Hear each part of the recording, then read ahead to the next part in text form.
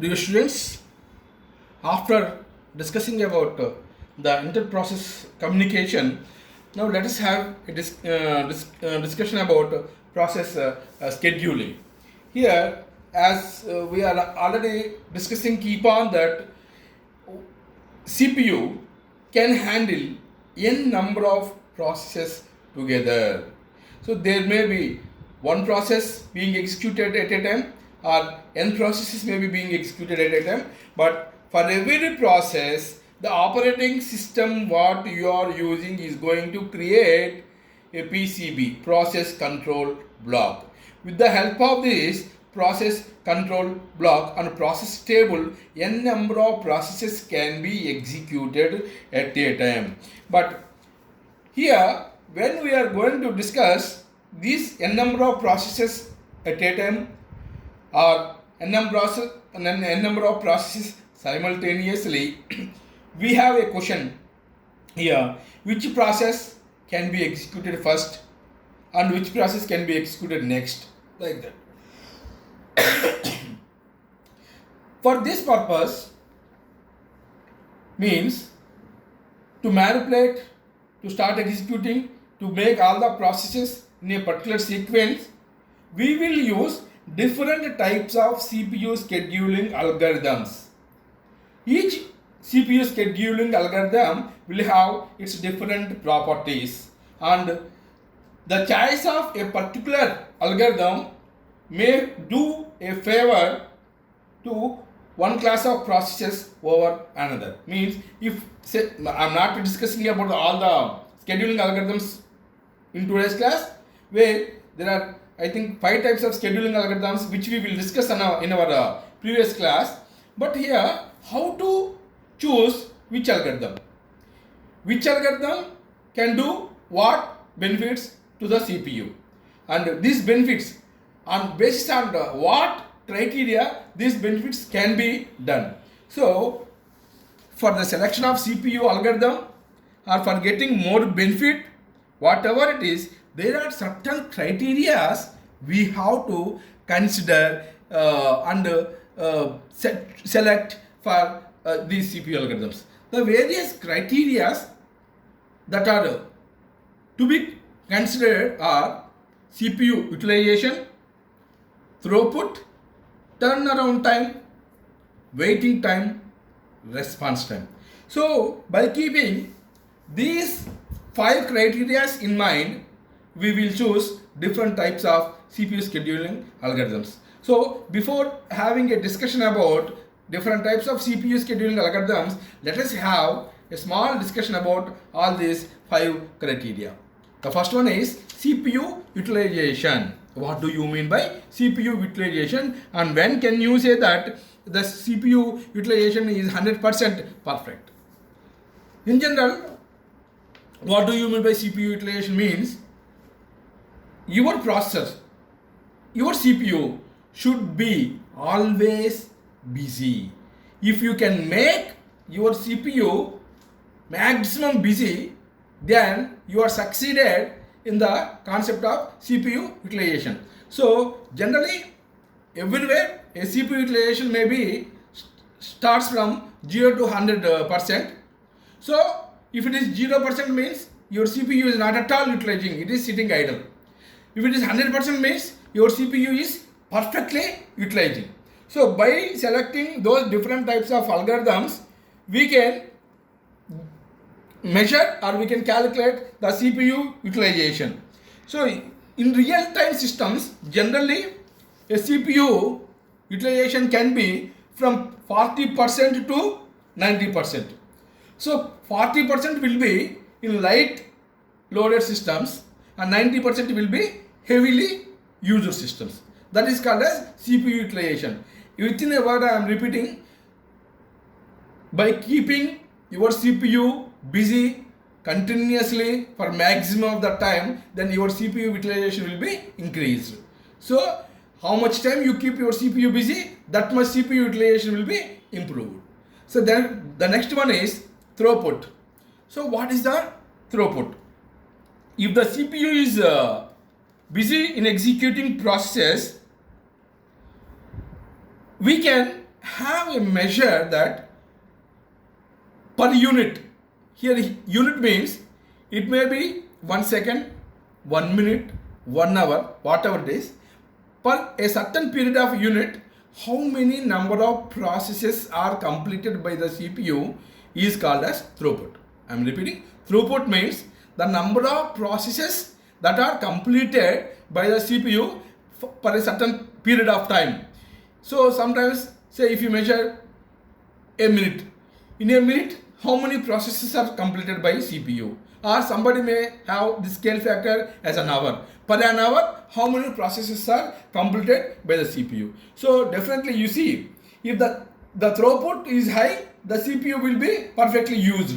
So this CPU utilization and throughput will be interrelated with each other. Means one operating system or one CPU scheduling algorithm if you take, if you are executing the processes by using that scheduling algorithm, say 9 processes are completed within an hour, and somebody else using other scheduling algorithm, and in that scheduling algorithm 13 processes are completed in an hour. So then which one is best one? Definitely the one which completes the 13 processes in a single hour is the better algorithm. So here the throughput means number of processes that are completed in a single measured time. It may be 1 second, 1 hour, whatever it is, you can have. That is the throughput. And the second one is turnaround time. So it means, turnaround time means, say a process is ready to be executed in the ready queue. There is a ready queue what we have discussed and what we are going to discuss also in the coming part of this. There is a ready queue. N processes are there in the ready queue for execution. So here this turnaround time is nothing but the interval from the time of submission of a process to the time of completion. Say for example, at 12th second, a process is entered into the CPU for execution, and 18th second, it may be completed. So then, from the submission of the process for execution till the end of the process, the duration. Here in our example, 12 second, 18 second. Duration is 6 seconds. This 6 seconds is nothing but the TAT, turnaround time of a process. So means if you start a work now, and how much time it takes to complete that work is called as the turnaround time. Here you may ask me one question that, sir, anybody starts work continuously, they may complete the work. No, nothing like that. Certain times, as we discussed, suspended state, if a process enters into the queue or it starts its execution because of some resources are not available, that process may be suspended temporarily without completion of its execution.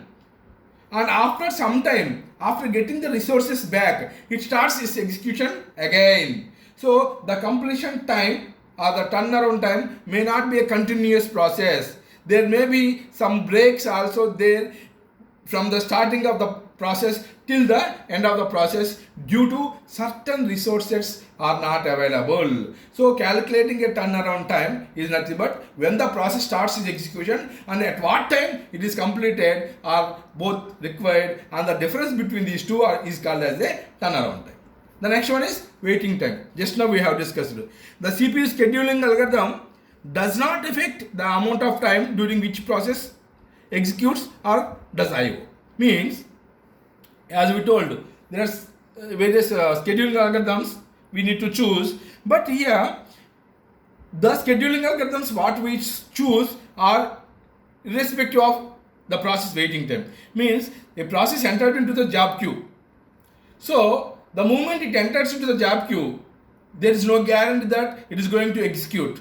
It takes some time for that process for starting its execution because of so many reasons that there are, before that some processes are already executing, or before that it starts executing, it doesn't get any resources at all. So during that time the process need to wait. So this waiting time is the sum of the periods spent waiting in the ready queue. Just now we told at 12 seconds of time, a process is entered into execution, and after completion of 6 seconds, it enters into the suspended block for 4 seconds, and then at 20th second or so, it again come back into the execute ready queue, and then 8 seconds it starts executing. Still it needs some more resources. Again it goes to the waiting time. So from the starting time till the ending time, how many seconds this process is suspended and how many seconds this process is waited for executing again, the total period is called as a waiting time in the ready queue. The next one, fifth criteria is response time.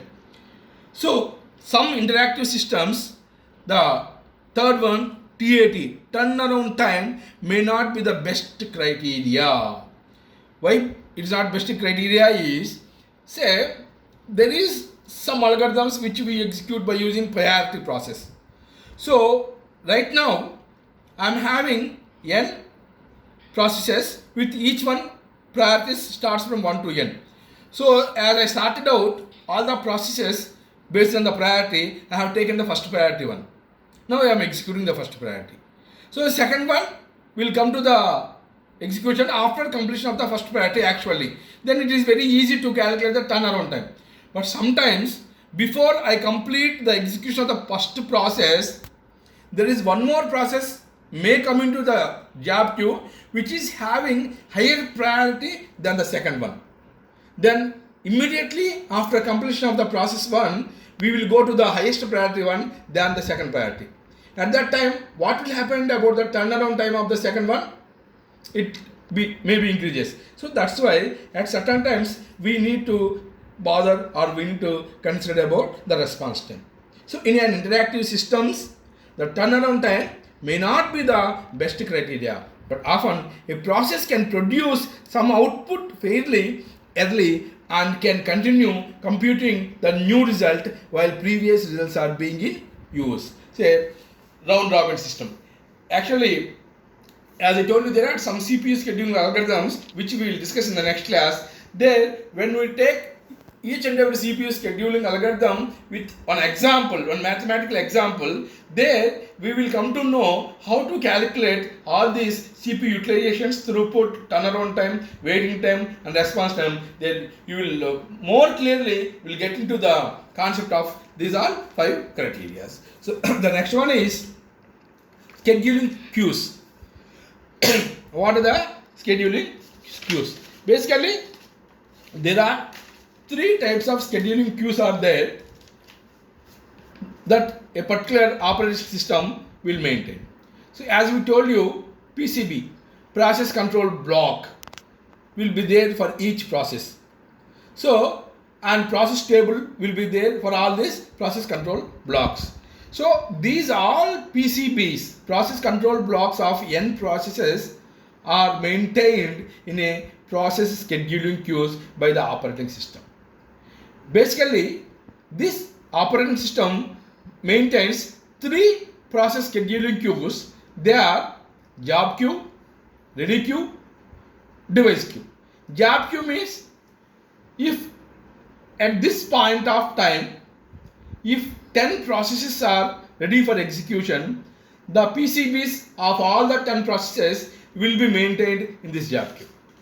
I am repeating, if 10 processes are being executed, now the PCB of all these 10 processes will be maintained in this job queue. The second one is ready queue. This queue keeps a set of all processes residing in the main memory, ready and waiting to execute. See, the number of processes in the job queue is different than the number of processes in the ready queue. Now, it is not guaranteed that all the processes that are there in the job queue are ready. Among the processes that are available in the job queue, whichever is ready and waiting to execute due to suspension or whatever it is, those all details will be kept in the ready queue. So a new process is always put in the ready queue. The OS can use different policies to manage each queue. So we as we discussed, job queue, ready queue, device queue, all these queues to be maintained by the OS. That operating system will use different policies. Means as it is shown there, FIFO, first in first out, or first come first serve we may call, shortest job first, round robin, priority. These are the different techniques or different scheduling algorithms that are used by operating system for maintaining these job queues. The third queue is device queue. The process which are blocked due to unavailability of the resources, means the processes that are need to be kept in the suspension position, all these processes can be kept in the device queue. Let us have a look about the pictorial representation of these three queues. In the diagram you can see job queue. In this job queue, all the jobs that are need to be executed will be available. Then whichever is first sent for execution one by one, those processes will be kept in the ready queue. So these are ready for execution, will send to the CPU. If the process completed, then that will come out exited. Or if the process requires any of the resources, that will send to the waiting queue. This is also called as device queue. Means it requires any IO resources, then it goes to the device queue. Now after getting the IO resources, then it goes to the ready queue. Then again to the CPU. If it is completed, it go to the execute. Here in the upper direction you can see some dotted lines. Here these dotted lines means due to any technical problem, if the process is temporarily suspended, then after solving the technical problem, then it again goes to the ready queue. Say for example, if you are allocated printer to a process, the job of printing is being done there, already the resource is there. It's not that no resource. If it is no resource, it comes to here. Resource is already there, but power has gone. Then it is a technical problem. After power comes, or after you switch on off the alternative power system, then if you want to start the printing process, again it goes to the ready queue. From there only it comes to the CPU for execution. So here in this diagram you can clearly see that there are three types of job queues are there. One is job queue, ready queue, device queue. Here device means IO devices, any resources. So if it is waiting for these IO resources, then it goes to device queue from the CPU, and this device queue is also called as IO waiting queue. After getting the IO resources, then again it will be sent back to the ready queue. These are the three types of queues that are maintained by the operating systems. And the next topic is OS schedulers, operating system schedulers. Here, till now, we are keep on discussing about moving one process from one queue to another queue and get it ready and run the queue like that. So, how to determine how to move, and who will determine how to move? For moving these processes between one queue to another queue, which is having only one entry, means queue means it has only one entry. Means for example, in the cinema halls ticket booking system, if you consider, it has only one entry and one exit. Only one entry and one exit in general. Otherwise, see, you can ask me, sir, can you give me an example for two entries and two exits, or multiple entries and multiple exits? You can take a four-wheeler, a car. It has four doors. You can enter into any door from any door, and you can exit from any door. So it has multi exits and multi doors. Whereas in the cinema hall ticket queuing system, it has only one entry, and after taking the system, you will come out the next side of the queue. So the queue which has only one entry and one exit, in that queue, if we want to send these processes for running, we need to have certain schedulers. So these schedulers are the special system software which handles process scheduling in various ways. The main task of these schedulers is to select the jobs to be submitted into the system and to decide which process to run. Among the n processes, which process now to be ready and which process now to be executed, now which process to be exited, which process to be kept in suspend. All this can be done by using the operating system schedulers. There are basically three types of schedulers are there. One is long-term schedulers, may also called as job schedulers.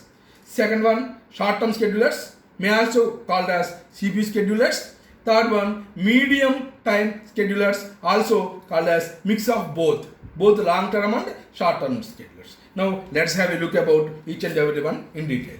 The first one, the long-term schedulers. A long-term scheduler, told you, job scheduler, determines which programs are admitted into the system for processing. Here, job schedulers I told you. So means long-term schedulers are always concentrating on the processes only. So it selects a process from the queue and loads them into the memory for the execution. So the process loads into the memory for CPU scheduling.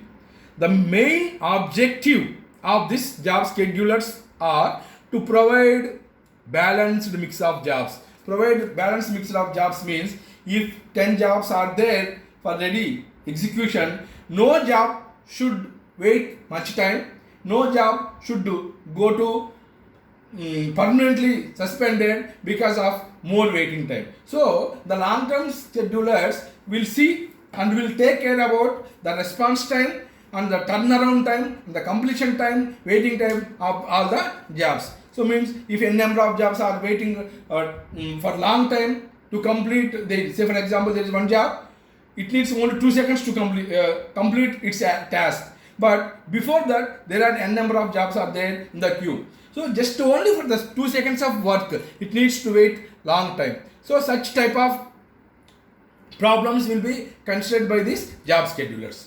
On some systems, these long-term schedulers may not be available.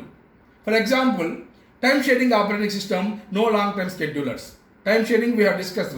In the time sharing, no long-term schedulers are there. When a process changes the state from new to ready, then there is a use of long-term schedulers. Means it changes from new state to ready state, then long-term schedulers will come into the picture. The second one is short-term schedulers. We have discussed short-term schedulers are having another name called as CPU schedulers. So its main objective is to increase the system performance. See, previously in the long-term scheduler, we have discussed about the processes, jobs to be executed. Here we are using a term called as system performance, CPU performance. That's why these are called as CPU schedulers also. The main objective is to increase the system performance in accordance with the choosing of set of criteria. In whatever the criteria we use to choose the process to be completed, the main goal of the short-term schedulers is increasing the performance of your CPU. It is a change of ready state to running state of the process.